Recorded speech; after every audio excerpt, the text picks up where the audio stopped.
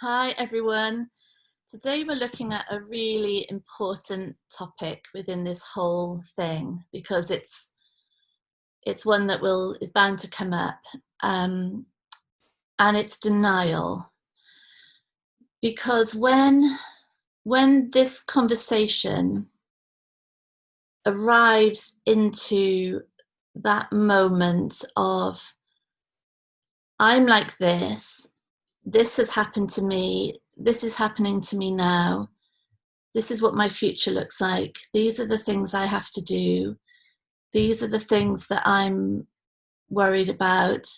These are the areas where I'm held back or frustrated or suffering. And into that space is coming a conversation about reality and about the fact that nothing is ultimately true. And it just goes bam. get lost. How dare you?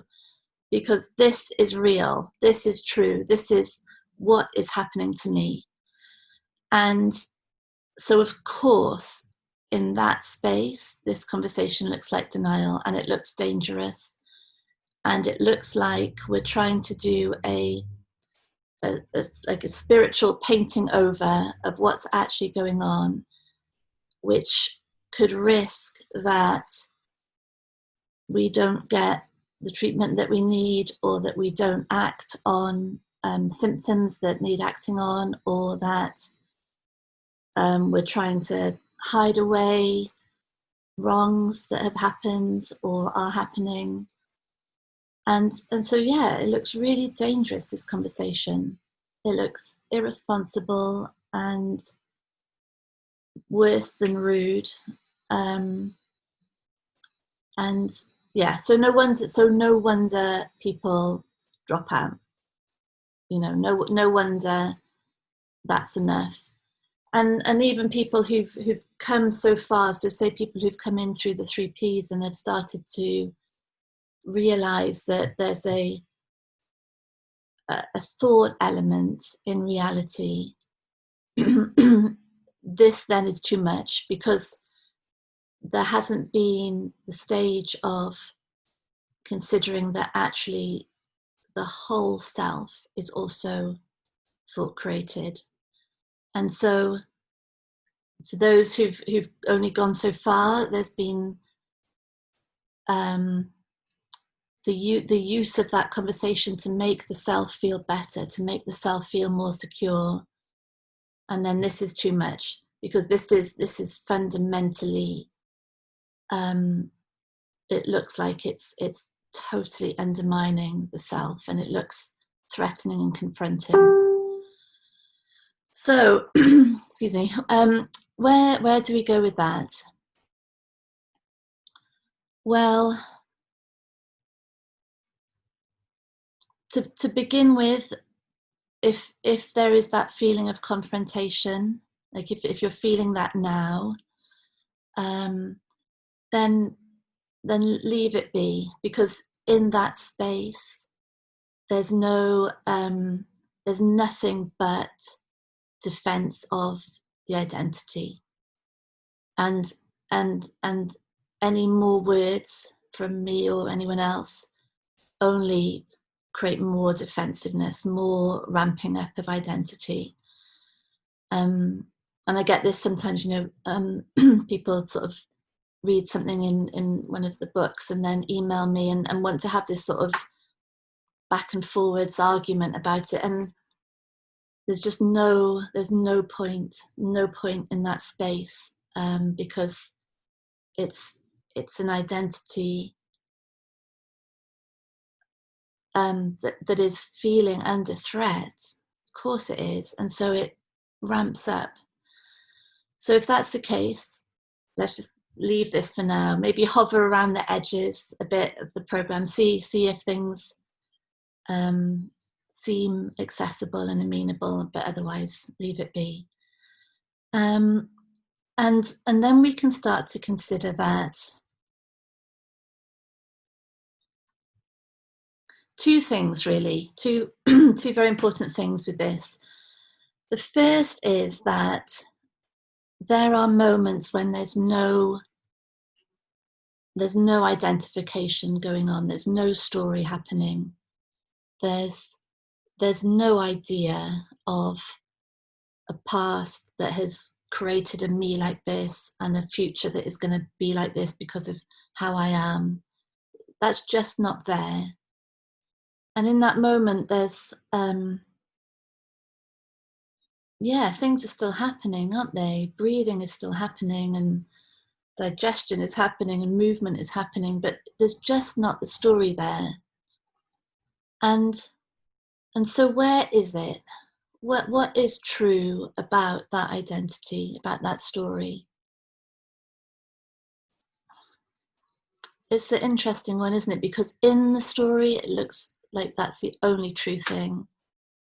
And then it's completely gone, and it just doesn't exist at all.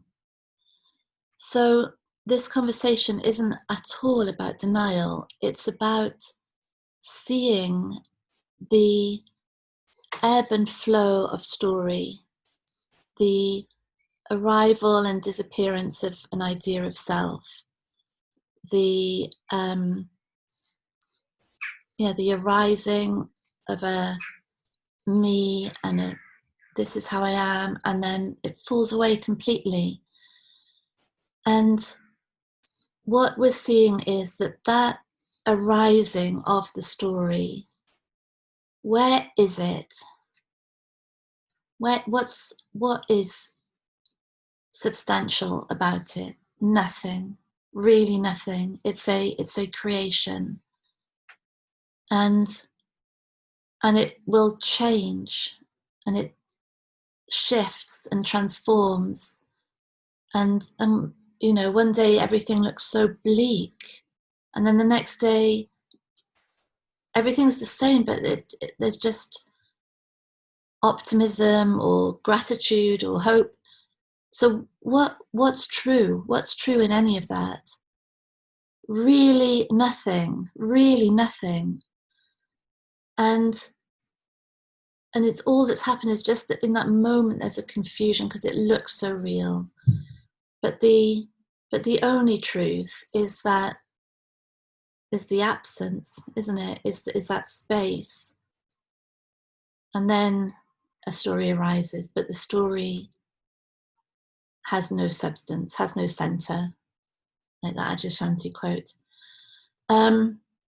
So that's one thing. The second thing is that there's the fear, because the self believes it's the thing in control, that it's the thing making the decisions, that it's the thing that will take this body to the clinic, or that will take the pills regularly, that it has to remember and marshal and sort everything out. Because it believes it's the thing in control, any attempt to, or any conversation that in any way undermines the self, or that God forbid talks about absence of free will or anything like that, terrifying,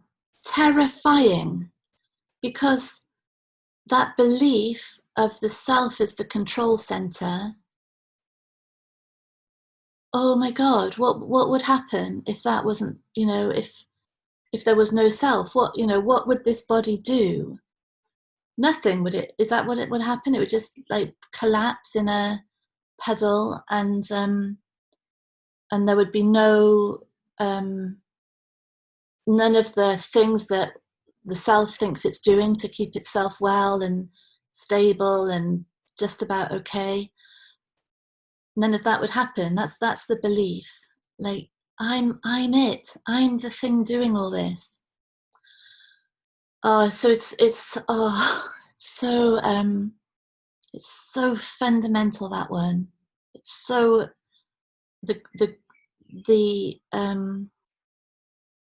intensity of that is enormous, isn't it?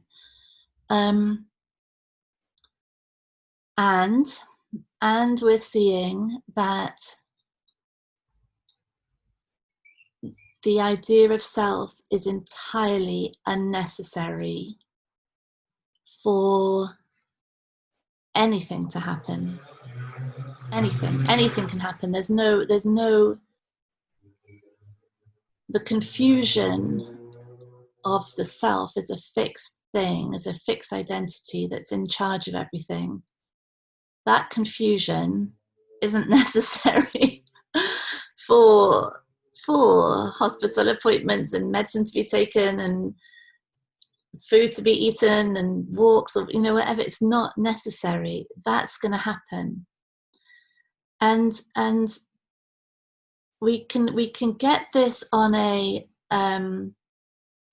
at the sort of autonomic, or the subconscious aspects of the breathing is happening, the lungs are moving, the food is being digested, the blood's being pumped around the body, there's billions and trillions of reactions happening that have nothing to do with an idea of a controlling self. But then we think, but there's a lot of voluntary things, like we think, I'm speaking now, I'm moving my hands. But even that is coming from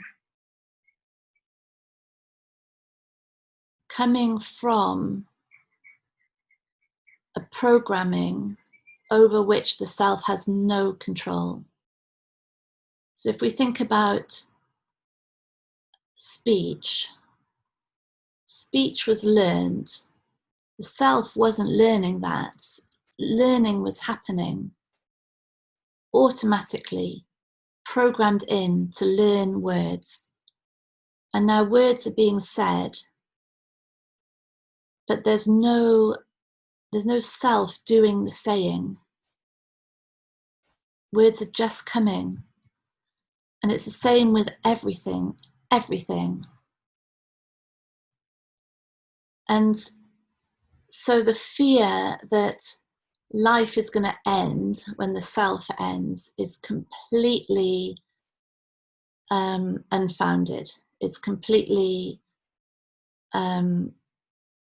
unjustified, because for sure everything's going to carry on. And in fact, the only thing that would change as the idea of self gets lighter and lighter is that there's just no more confusion. There's no longer the exhaustion of trying to hold in place the story. And so those fears around denial,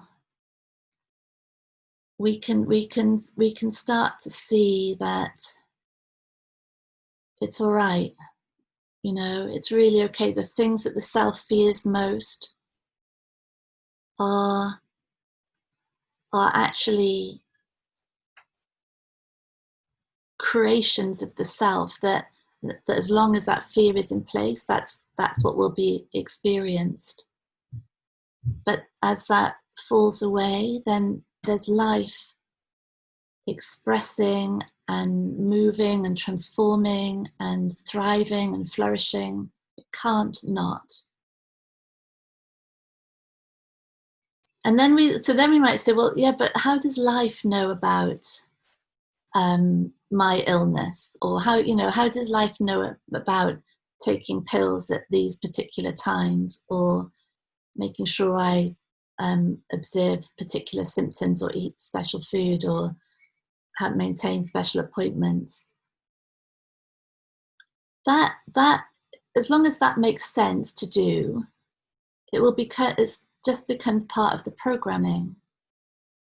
So a doctor saying, take these tablets 3 times a day, if that's accepted by this system as making sense, in it comes, and it will happen. There's no self involved in that at all. There's no concepts involved, and there's no confusion involved in that. The confusion is when there's fixed ideas, excuse me, fixed ideas that seem totally true, and there's nothing, there's no substance to them at all, you know, like future, past, self, what people think of me, you know, how disadvantaged I am, my limits, these things are, they look totally real, but that's, it's just a confusion, it's just an overlay of completely natural confusion. So it's really interesting, this, all the fears around denial make so much sense, don't they? Of course they do. And yet there's a, as we look at it, there's a possibility emerges that is totally mind-blowing, that everything can be allowed in and responded to from the deepest place of completeness and freedom, that has nothing to do with denial, nothing to do with pushing things away, nothing to do with ignoring or overriding, nothing to do with that whatsoever. Oh, this is a good subject, this one. I hope a glimmer of that is opening something up, because the possibility of life simply responding and being is perhaps the most exciting, mind-blowing, limit expanding idea and potential that is imaginable. And the absence of that confusion, the coming into just simple reality, the responding to simple what is enormous, really enormous. Yeah. So thank you, everyone. Big love to you. Thank you. Bye.